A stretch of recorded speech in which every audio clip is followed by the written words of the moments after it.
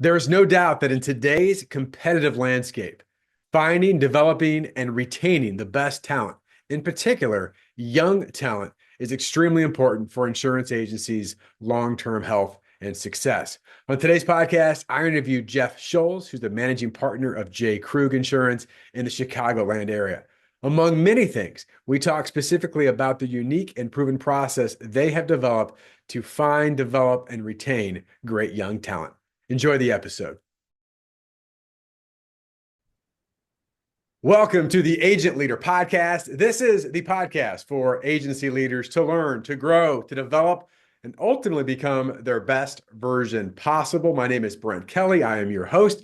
Excited to be with you on this episode. I have a great guest with me today. I've got Jeff Scholes from J Krug, and I'll let Jeff give a little bit of history and background, but excited to have Jeff in. And I know his accelerated path in insurance and now his responsibility as a leader for the agency is going to be super insightful to all the listeners today. So with that, Jeff, I'm just going to go ahead and say, welcome to the podcast.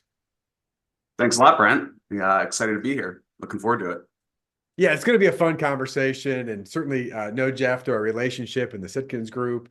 And I just know he'll have some exciting things to share. And I told him before, if he's got a joke, he can add that too. I don't know if that's gonna come or not, Jeff. No pressure. We'll see. We'll save it. We'll have some fun.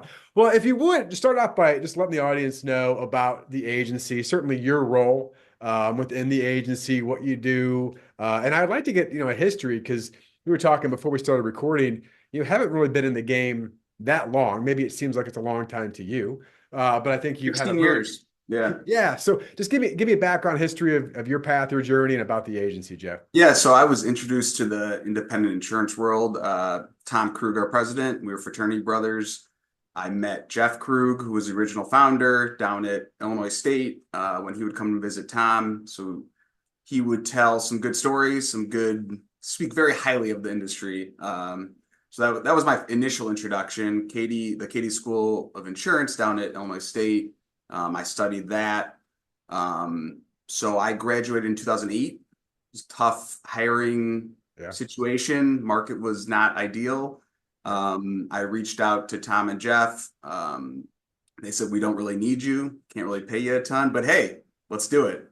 So I started there just doing basic account management, COIs, really learning from ground up. And it was actually great because the first year at our old office, Tom, Jeff were sharing an office. They go sit next to Tom. We'll all be in here. You can listen to us for the next year or so and learn that way. So that was my start to the industry, and really just growing it from there. But J Krug as a whole, we like to say we're a 40-year-old startup. Tom bought his father out 6 years ago. Kind of recapitalized, brought in myself, Logan Simios, who runs our benefits division. So we were no longer a family agency. And at that point, we kind of committed to organic growth. How do we do this? Who do we hire? That process. So it's been a fun 5 or 6 years with a lot of growth. Personally, I have a small book of business. Alarm security, contractors, dealers, integrators, specialized insurance. That's my niche. Everyone at the firm has some sort of focus, but outside of that, I oversee our commercial property casualty division. We have 10 producers, 3 account managers. So I've seen it all. So I have different insights with the account managers, with the sales team. But it's been a good 16 years and my first job, and hopefully it's my only job. Well, I mean, I'm assuming you grew up, or as a small child, dreaming about being in the insurance business, right, Jeff? Who doesn't? Yeah, you did, right? Well, I mean, every day I just kept thinking about it. And there are a select few that did or grew up around it, but you're like many. You kind of like got brought into it, and once you're in, you're like, it's a pretty good deal, right? It's a good career, and as much as I'd love to hear some fraternity brother stories, I'm not going to ask you about those. But you came in basically like, hey, it's '08. Obviously not a great economy. I got something to do besides, hang out at my apartment or house or whatever. Yeah. And since then, we were talking before we started recording your path of earning designations. I mean, from basically like, I don't know anything, I'll sit and learn. And now, of course, you're leading managing producers. You've got a niche business, as you said, in alarm and securities. So there's a lot of information and knowledge there. If you would share with the audience your path. I mean, everybody's got their own journey, but like how knowledge and education and leaning into some of these things, including designations, has impacted your career, Jeff. Yeah, it was, I think it really started from that sharing the office with Tom and Jeff. It's you listen how people speak and Yep. you pick it up there and you realize how knowledgeable you have to be in this industry to set yourself apart. There's a lot of insurance agents, brokers available. So how are you going to be different? So that's something Jeff had always told us is what are you going to do to be different? The expectation is you're going to be better than the competition. So I think I sat through my first CIC within 2 months of I failed miserably. It was like the hardest class ever. I'm like, I probably shouldn't be in this class, but hey, let's do it. And then I passed, I did the rest of the CIC over the next 2 years, didn't have any issues. I started my CRM, I did that. So I was 10 out of 11. I failed the first one and then passed it. But it's a very important in this industry is to be able to communicate and know what you're selling and know that if a client calls, whether it's covered or not, you've probably had that conversation, and there really shouldn't be any surprises because the product you're selling and you've had a discussion with that client. So yeah, it's terrific. I mean, and listen, everybody's got their own path and journey on this, but it hit me as you were saying that, Jeff. There's multiple ways to learn, and certainly there's going through classes and programs and all of that informational stuff, which is critically important about policies and documents and all that kind of stuff. And the other part of it is, you said, just kind of sitting around. I say sitting around, but sitting with other leaders that just listen to them talk.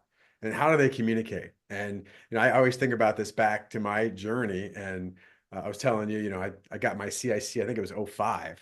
Gosh, a long time ago, almost 20 years ago. But there was great learning in that. But the bigger part of the learning, or at least in conjunction with that learning, was just hanging around people who lived it and breathed it every day. And it reminds me of the great and famous quote by Charlie Tremendous Jones. By the way, Jeff, if you can ever be so good that your middle name or nickname middle name is Tremendous, life is good. But he said, in 5 years, you'll be the same person as you are today, except for the books that you read and the people you meet. And I think about that as true of you could say the CICs you attend or whatever else, and the people you hang out with. And I think you're a great testament of that. I do want to ask a question around that, though, because I think it's interesting. It's one thing to know insurance and products and those things that we have to understand, but then how you transfer that in communicating that to people who don't. That to me is always the crux to a degree. And I know people, which I'm raising my own hand, where you learn something about insurance and you can't wait to go tell other people specifically the things you learned about insurance until you realize they don't care. What they care about is their life, their business, and how that applies to it. So I don't know what the question is in there, Jeff, other than how have you seen, or maybe your team or yourself personally, of transferring that information into an understanding and awareness of the people you're trying to communicate it with? Yeah, I think initially it's more of a confidence thing. Like you're building confidence, you're building knowledge, you're able to communicate. Ultimately, you have to read the individual that you're working with on a day-to-day basis, what's important to them. Yes, they don't care about the property ISO form. No one does. But they're expecting me as an advisor to know it. Yep. And they're expecting to have confidence in me. So I think just exploring that, having that confidence and knowledge base is very important because ultimately you want to be an advisor to them. You want them to feel comfortable with you. And that's how you're going to have a long-term relationship. So we try to communicate to our younger sales team as well. It's like the expectation is you need to be better.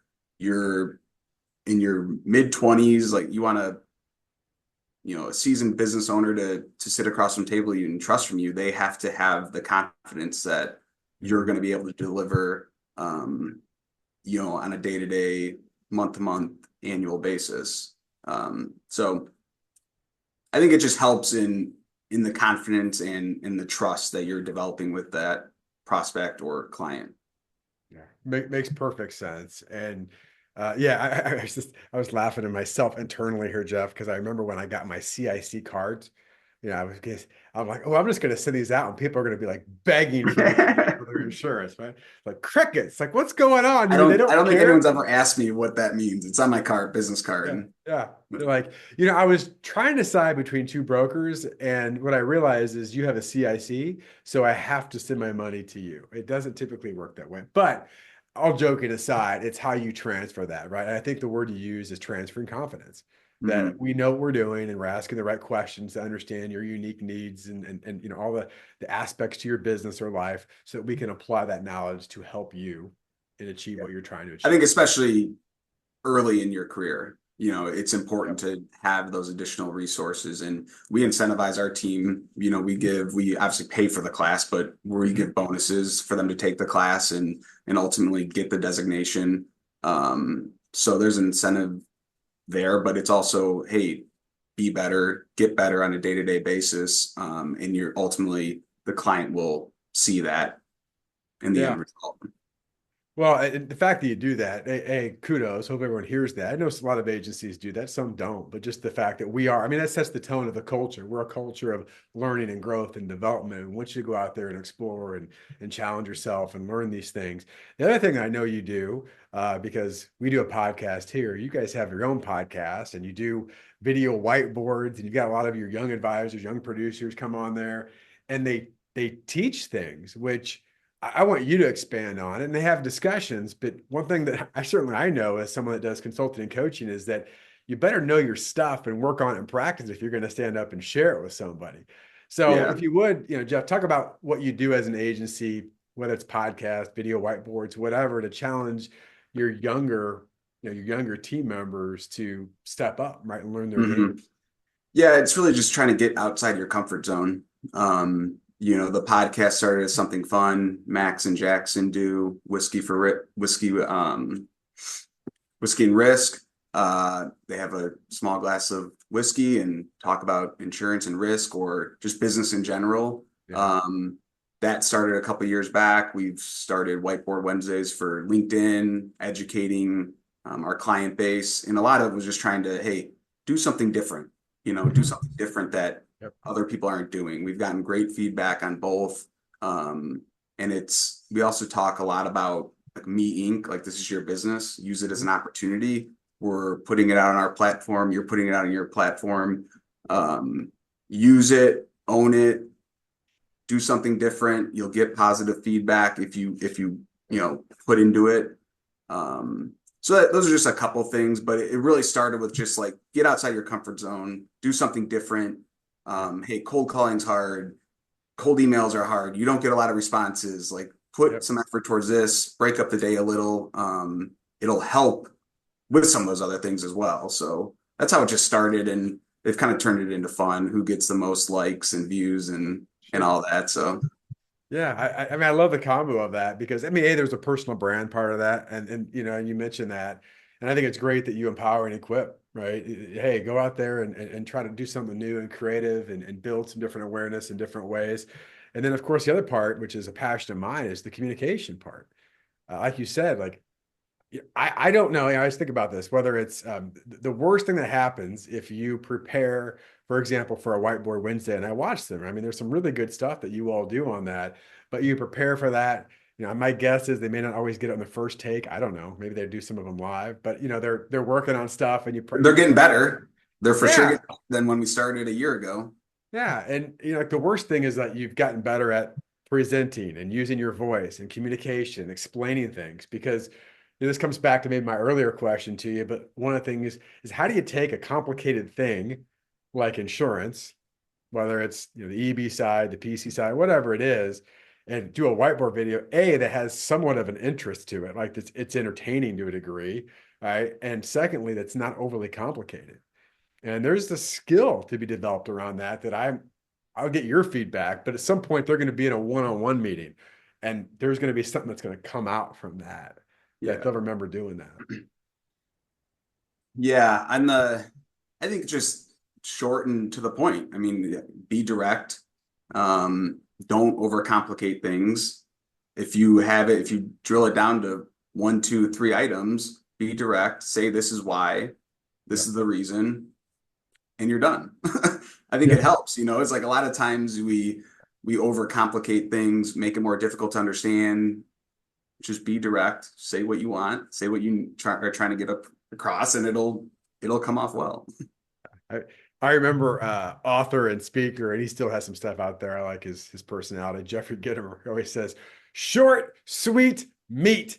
Give them Yeah, short, sweet meat. And I always think about that, which is a challenge. Like if you could do this in 30 minutes, that's easy. Could you do it in three? right. Like, yeah, think about it. So I love that. All right, I want to talk about successes, and you can take this wherever you want. Obviously, with our agent leader audience, we learn from success. We want to replicate success. Every agency, every department, every producer's got their different stories of success. I think we can learn and adapt from it. If you would, Jeff, share an area, again, whether it's recent or somewhere in the past, where you, your team, the agency has experienced some success. What did you do? What did you learn from it? Yeah, so I would say, the 5 or 6 years ago when we committed, we were, I think, 8 or 9 people. We Mhm. said, okay, we want to grow. We want to grow organically. How do we do it? Who do we Mhm. hire? Where do we find them? Um, we had success finding an intern. So it started with one intern from Mhm. Illinois State. And we said, well, Mhm. they were pretty good. Mhm. Let's hang Mhm. out at Illinois State more. They have Katie School of Insurance. Yep. There's things there. So over those 5 or 6 years, we've attended internship fairs, career fairs. We've developed an intern program. So now we started, one 6 years ago, and now we're up the last 2 summers we've had three. Mhm. Um, so taking it, developing an internship program, spending our time there, giving back, explaining, hey, what do brokers do? We go down and present a couple times a year, educate some of the students, and it's turned into, I think, 10 successful hires. We've transferred a lot of interns to full-time. We've just hired out of their insurance or sales program. We're now on the board of the Katie School. Mhm. So we're investing our time into that. Mhm. And it all started just like we need to find somewhere to recruit from. How do we do it? Where do we go? Um, Tom, myself, and Logan are all Illinois State grads, so Mhm. we speak very fondly of them. But so that was just something where we had to figure out where do we find great people, energetic about the industry. Most of them are down studying for insurance. They have the want to get into the industry, but a lot of people don't know about what the broker side does. Yes. They communicate highly on the carrier side and those types of opportunities, but a lot of them don't know Mhm. the broker side. So it's fun because we just tell them what we do, how we do it, the Yeah. flexibility that we get. Yeah. It's hard. It's a hard job, but ultimately the flexibility later on Mhm. is beyond worth it. And the financial, flexibility that you get when you work hard and are good at your job. And so it's been really rewarding, and it's very important for us in our path moving forward is continuing to find avenues. Where do we recruit? How do we find people? Yep. It's turned into finding good people within our network that have sales background but not insurance background. Mhm. So it's back Mhm. to that, like, where do we find people? How do we train them the way we like to kind of do things? How do we Yep. do that? And then Yep. let them go find the success. Yeah, there's so many great things of that, and we know there's not a perfect system. But I think about that in the terms of I read on my notes here, like when you get people out of college, they don't have bad habits. I mean, maybe they got bad habits, just not professionally yet. They Right. may have other bad habits. Well, we could talk about that in a different podcast. But I mean, just as far as like, you bring other people, it's like, well, at the other agency, I did this and this, and those could be good things, but those could be challenges. And so I Hmm. love the fact that from the beginning, you're instilling like this is our culture, and they're part of that. And I think back, and again, I'm going to go back personally here a long time ago now, 25-ish years now. The agency I started with, like, I didn't know anything. So what I knew was what I learned there and how they established things and the people and how they did things and the mentorship and the things that you provided. And so that was hugely influential on me. And so I Hmm. think the fact that you can do that is critical. Yeah, and that's how Tom and I learned Yeah. 16 years back, and we were Yeah. on the job. Here you go. This is what you do. So it's helped us mentor and do and train and do those types of things from the get-go because we did it. We started with one. It's gotten more difficult as we continue to grow and continue Mhm. to add individuals. Um, so that's something we're working on now is, hey, how do we communicate this consistently so that, Austin, who we just started on Friday, he's getting the same message as Ethan, who started 3 months ago. And how do we do that? So we've worked over the last month or so to start developing that onboarding process, which will help long term because we've been doing it. We just don't have any Right. consistent communication Right. around it. Yeah. Yeah. I mean, it's maybe a bad analogy, but it's a little bit like franchise model to agree, right? Like, let's get one restaurant working right. And then when we figure that out, all right, now let's build a process around it so we can replicate that. And that's what, I know you guys are on the path of doing that. We've had some conversations about, some of the onboarding. So it'll be exciting to see, as you continue to grow and evolve that. And like anything new, you'll have some hiccups and make some mistakes, but then you're like, okay, well, we learned from that. All right, we don't want to do that again, but let's do more of that. So, also, side note, everyone's listening here. My daughter is an ISU student right now, and it just reminded me she's actually kind of looking around for internships. She's not in the Katie School of Insurance, but I'll have to All right. keep that keep that in mind. So, We have marketing, we have business, we have okay. sales, we All right, open to whatever. she's at the marketing side. We'll have that in a different conversation. But There you go. I will say I do want to add one thing. This isn't about my daughter, but it's great that what you're doing because from the insurance conversation, because if you'd ask majority of college students, A, do you want to go in insurance? And if it is, it's usually the carrier side, and there's this small little company that happens to be where ISU is located called State Farm, right? So most people think about it, which again, there's some great Hmm. opportunities there. But to be able to tell the story of an independent insurance agency, most people don't even know what that means. A Yeah. lot of them in college, and to be able to give a vision of what a career path would look like, I think is hugely beneficial. And I remember one recruiter, Jeff, he said to me, he goes, I said, well, how do you recruit young people? And he goes, well, because what? Here's my expression. He goes, I tell people that have a really great job. Like maybe they got out and they got this really cool job because it's kind of fun, it's different. Like, ooh, I'm in, I don't know, social media something or whatever. That's so cool. But there isn't really much of a career path to it if you really look at it. But it's a cool job. Because we help people that have really cool jobs through crappy careers, and we tell them we can equip them with a really tough job, but an incredible career. And Hmm. once they get it and they think beyond, 3 years, 5 years, and 10 years, right? People are like, oh, that's pretty cool. So Hmm. I know you And it's guys. good because we have firsthand examples. We bring Wyatt, Max, Jackson, other members of our sales team down with them who are three, Yeah, 4, 5, 6 years out of school, and we right, go, you present. You have the real right. life example. So that's been really, really rewarding, and I think they enjoy it. We enjoy it. The students enjoy it. So yeah, it's been great because we were able to communicate that. And some of the things you mentioned, like career path, and okay, Mhm. well, great. I don't want to be an insurance producer for the next 50 years. What else is out there? We've done things like that. We've developed different stages of, Right. account executive.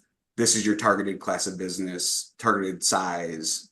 Yeah. Okay, as you grow up, what does it look like from there? So we've documented that and we communicate that to our potential, new hires and staff. So we did have to do that. That was one thing during that Mhm. growth, as we started with the more entry level model that we had to develop. So Yeah, and it's a long process and nothing's guaranteed. But I mean, part of it as you build that out, like how cool it is, where people are, we're looking for how do we get younger and continue this? Well, if we build them all right, it's incredible. And then be able to have your people come down and go, that was me 6 years ago. yeah. It's very, very cool. So kudos to you on that. All right, I know that Jeff, you probably have zero challenges and you have zero frustrations, right? Nothing ever gets in your way. No challenge. Obviously, we all have some, but I would like for the audience, I always ask this question. if you could give an example, again, this could be recent, this could be you're dealing with it now, it could be years ago, but a key challenge or frustration and how you as an agency or department or individually dealt with it, and what you learned from that. Yeah, I think a recent one is just with our model of hiring that younger individual. So when we started 5 or 7 years ago, it was, hey, just come tag along Tom and myself for the next 3 months and you'll Yep. kind of start figuring it out. As we continue to grow, as the organization grows, as we grow, it doesn't really work that way. Yeah. So figuring out how do we commit the time that we need to, because they don't have the experience, they don't have the knowledge. What resources do we use? Who do we use? And how do we do it? That's something that we've been over the last couple of years focused on because, like I said, historically, when we have a smaller sales team and we're adding one person a year, great. It's very easy. Right. This is what you need to do. But so moving forward, we've like an onboarding process more formalized. Like, what does the first week look like? What does months 2 to 4 look like? So we've rolled that out. Just Friday we started it, and I'm going to work with Austin. He's going to provide me feedback of things we're missing and how do we make it better. But that was one thing that we had in our heads, but we never wrote down. We never communicated it. It was just like, oh, it's week 2. You should be doing this. Right. Week 4, start cold calling. Okay, how many cold calls do I make? I don't know. So formalizing that and putting it, pen to paper so that we're setting our people up for success. We're a small agency. We're not looking over the shoulder all day. We trust that they're going to get what they need to do done, but at the same time, they need some guidance and some structure. So we're working on implementing that, which I think will really help moving forward for sure on the sales front, and even on the account management side, we've done similar processes. Yeah, it's that word processes, and I get everybody's different, but as you said that, it hit me because it's just one of those where we see this whether it's a sales process, obviously you're talking about an onboarding process, but yeah, when you're adding onesie here and twosie here and whatever, it's like, yeah, just kind of do this and do this and you got good people and I'm a good person and you're a good person and we'll figure it out. Then all of a sudden it grows and you're like, this is a mess, like we're creating a mess. I know for me, I mean, gosh, I'm sure I'm the only one, but like I'll have something, I'm like, oh, I'll remember how I did it. And then I get back, I'm like, what the heck did I do? How did I do that? Maybe I should have written that down. And I think, that to me is a question that I say to a lot of agencies jokingly, but there's truth behind is, hey, what do you want to be when you grow up? And and when you grow up, what things need to be in place? Because as you grow up, it's just like, when you're a kid, you're like, I don't have to do that when I was 5. Gosh, I'm 15. I might have to start doing this now. Now I'm 25. Like I got to start getting more things in place. And that's really where you're at in that. And, Jeff, with that, as you build these processes and in particular the onboarding process, I mean, I know you've already been doing this. What have you learned so far? I mean, you released it Friday, so you might go, I don't know, but like, what's been the feedback? What have been some of the internal conversations? I know we've had some conversations about things you're doing, but like, what's next? What I mean, how do you build that out? Because I think people would be curious to hear that. Yeah, it's a good question. I think it's just a lot of it is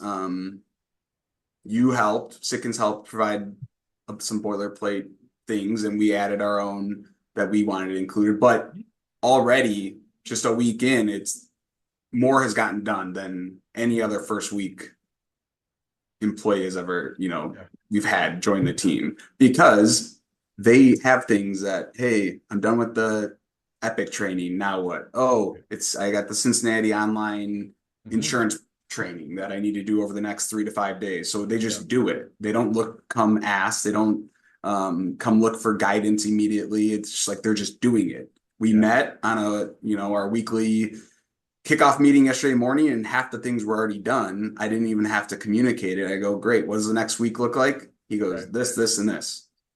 Yeah.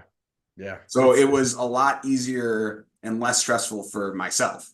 And I'm sure it was less stressful for Austin, the new sales producer that we hired. So if you think about just starting a new job is difficult already. So like walking into something, knowing, setting the expectation, knowing, hey, this is what I should be doing. I am doing it Yeah. basically. But I did notice over the last week, like I was significantly less stressed, which was great for me. Well, that's super important. I mean, I wasn't trying to like throw you off with just kind of a random question there, but it's Yeah. interesting because even a short amount of time, to me, it's like what I've learned in this, I'm starting something, even if I haven't really got through it yet, it's just I have a higher level of awareness. Like, so I'm more cognizant of certain things because I'm like, oh yeah. And I think you said the big one there is it hopefully for leaders listening, when you begin to instill processes, it gives you some hopefully additional mental capacity Hmm. versus like, okay, now what, or what should I do here, or I can't remember, or this or that, or where are you at again, or versus being able to even ask a question based on what you're doing is, hey, I'm glad you completed that. What did you learn in that process? Hmm. And A, it requires them and asks them to think, and secondly, it allows you to coach better. So through that, I all of a sudden it just took me back, Jeff. Uh, this is back when I was in high school. Talking about making up things to do. My good buddy and I worked for. It was like a gas station. He owned a bunch of gas stations, Yeah. and so we had like the summer do the crap jobs or whatever. And I remember we'd show up at his office. This is my buddy's dad. We show up at his office like we had to be there 5:30 in the morning in the summer. Get up, and we show there, and he'd be already on the phone working. The guy was a crazy, he's a maniac, man. He was great. But we show up there, and I'm like, okay, what do we do today? And he could, and like, it took me about a week or two. I go, I think he makes it up every day, and Look he did. around, do Yeah, that. he's like, and so I talked to him like years ago. I mean, obviously, I was well past that, and he was laughing. I said, I think you used to make stuff up. He goes, oh, absolutely. So the only reason I had you guys do that is I just wanted you to go to college. Don't come ask me for a job. Go do something Whatever. else. So anyway, I just had to share that. Well, I would like to learn from you, Jeff. Obviously, we've had in my relationship with you and work with J Krug, it's been about a year or so. There's a lot of things you guys have been doing. I know the Sitkins relationship goes way back as far as just from the producer camps and stuff. But I know this is a bit of a self-serving question, but it really I am always interested with talking to agencies and agency leaders. What's one thing? I mean, I know there's been several things, but what's one area that's really been most helpful to you in our relationship, whether it's something that we taught or through our training programs or coaching?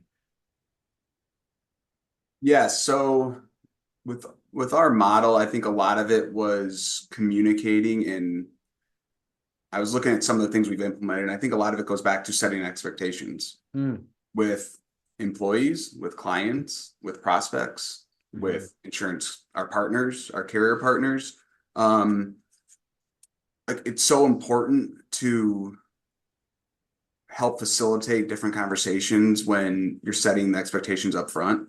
Mhm. So whether it's a new sales hire or a seasoned sales veteran, like you should still be having that conversation. What are the expectations moving Yeah. forward?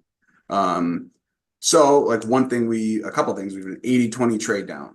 Our more Mhm. seasoned producers should not be spending time on smaller accounts that we have more entry level individuals ready to take on and ready to help them grow their book of business. So setting those expectations moving forward that there is a plan, you're going to trust, the whoever you're handing it down to, there is trust there.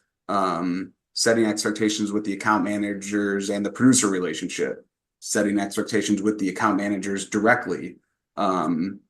With some of that the high performance team type situation. But who should be doing what and how do we do it? So Yeah. a lot of the things we've done are around that idea of setting expectations, and then some of the individual things that we've implemented on top of it have been great so far. But I'm going back to just what do we do? Who does it? Who does it well? Is the Yeah. most important. And then if we need to be held accountable, we've had that discussion already. So it's more of a, hey, I got it. I'll fix it. We'll move forward. Yeah. Yeah. It's, part of this too, Jeff, is it, I mean, you're like many of our agency partners. Like, it's not like, I say this in a good way because it's true. It's not like the agency's broken or not performing. Like, you're doing some great stuff. In fact, those are the agencies that take it to the next level. And are open to coaching, accountability on some of these things. But I think the biggest thing, and I wrote down, I don't know if this is the right word, but a word I would use is just clarity. I mean, you kept word about setting expectations, but clarity of, who are we? What do we do? Who does what? What do we really want? Why do we want that? I mean, Yeah. they seem like basic things, but I know a lot of agencies struggle with that because, like, I don't know, I haven't really thought about it. We just kind of sell insurance and we just work hard every day and we do hmm things, which is true. But what does it all mean? So I don't know. Does that word ring Yeah. true I with you? mean, yes, because I think not necessarily we've struggled with it, but it's just like we've never written it down. Yeah. Write it down. Yeah. Look at it. Review it with your team. Yeah. Because what makes sense? Like in my head, it might be the account manager does this, but in their mind, it might not be that. Yeah. So having conversations and dialogue around it, not just saying, "Hey, this is how it is," take it or leave it. Having conversations, figuring out what makes sense, how do we move forward, and then explaining, "Hey, it's in your best interest, it's in your benefit to have Yeah. these things written down." But yeah, the clarity is a good word for it. I remember I had a conversation with a leadership mentor years ago, and it kind of hits this because I'm certainly guilty of this too. He was asking about just different stuff and processes I had, and I'm like, well, I just kind of, I figure it out and I'm doing okay. And he's like, what we realize is that a lot of people and businesses spend twice as much time either looking for stuff or recreating stuff they've already done versus actually doing the thing they know they could already do. And that really hit me because I'm like, gosh. And I see it with agencies, right? It's like, well, okay, wait, it's like, well, you already did that. Why don't you just document it and put it in a process and be more hmm efficient? Because now not only can you be more efficient, but now you can coach and improve upon something versus recreating something again and again and again. Yeah, that's a And good point. and that's, I think, it's something you guys are really taking a hold of and doing a great job. All right, you ready for my official final question, which what's coming because you listen to the Let's podcast. do We it. talked about it. All right. So don't mess this up, Jeff. Okay. I'm kidding. There's no I wrong changed answer. my answer All right. 2 minutes before we started, so Okay. All right. Well, you can change it again and whatever. no one All will right. know. So my question is this. Obviously, you have grown in your career. We talked about some of that. But let's say the fraternity brother, Jeff, back in the day, coming in at the very beginning, runs into the current version of you today and looks at you and says, older, wiser, super smart Jeff, if there's one piece of advice you could give me right now, what would it be? Yeah, I think it took me a while to figure this out, but just being uncomfortable, Hmm. be uncomfortable with phone calls, with whatever it is, because it's ultimately going to make you better. Yeah. So that's something that just pushing our team members outside of their comfort zone ultimately is in your best interest. Like the whiteboard Wednesday videos, like those aren't necessarily fun, but it's making Yep. them better.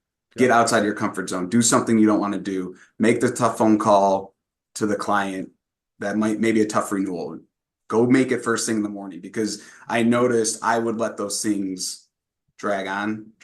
All of a sudden it's 2, 3 o'clock, and you notice the efficiency of the day is like you're like, I got half the stuff I'd done, I should have gotten done Yes. completed because I've been thinking about this stinking phone call for the last Yes. 6 hours. So Yes. just being uncomfortable, and it's okay not to know something. It's okay. You're not going to have the answer, but hey, I'll get right back to you. I will find out that answer. Yep. So I think just it's like it's okay to be uncomfortable.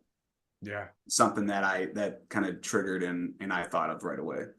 I love it. 1,000,000% agree. It's funny you mentioned that. I just talked about that in one of our training sessions this week with the group of producers. I'm like, how many of you have ever put something off all day because it was uncomfortable? And again, it could be returning a phone call. You think it's going to be an uncomfortable conversation. Like, I've done it. And not only do you eventually do that and you realize it wasn't probably nearly as bad as you played out in your mind, but you've wasted or at least reduced the effectiveness of your entire day because it was always in the back of your head. Mm-hmm. And everything was like, yeah, I'm doing this, but I have to do this later. And Right. Here's the other part of this too. I just want to make sure that the audience hears this. It probably seems obvious, but if you don't get uncomfortable, you don't grow. And that's the thing. If you don't get uncomfortable, you don't grow. And I'll be very transparent with the audience here. We run our programs. I can tell you one of the things that we ask producers to do is to record a 30-second commercial. You mentioned the whiteboard Wednesdays, right? Those are probably uncomfortable. And a 30-second commercial. And I can tell you, most producers are like, well, what if I say the wrong thing? What if I look stupid? What if I mess this up? And it's like, I don't care. This is called low risk practice. Mm-hmm. It is going to be uncomfortable. I always tell people, how many of you love to watch yourself on video and hear your voice? Ugh. I'm like, but that's what you sound like.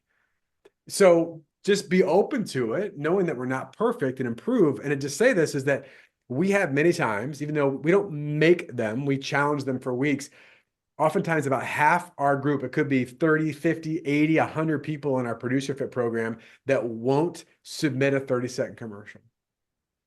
And I'm like, well, maybe some of you just think it's a complete waste of time, however you want to deal with it. But the majority of people that don't, it's because they've got this fear and doubt, and they would rather avoid it than embrace it and grow from it. Mm-hmm. And so I think that advice, Jeff, I love it. I hope everybody heard it. Get uncomfortable. If you run to that younger version of you, you talk to someone today, challenge them in that area. So, Jeff, final words before we officially depart to the agent leader audience. Thank you very much. Enjoyed it.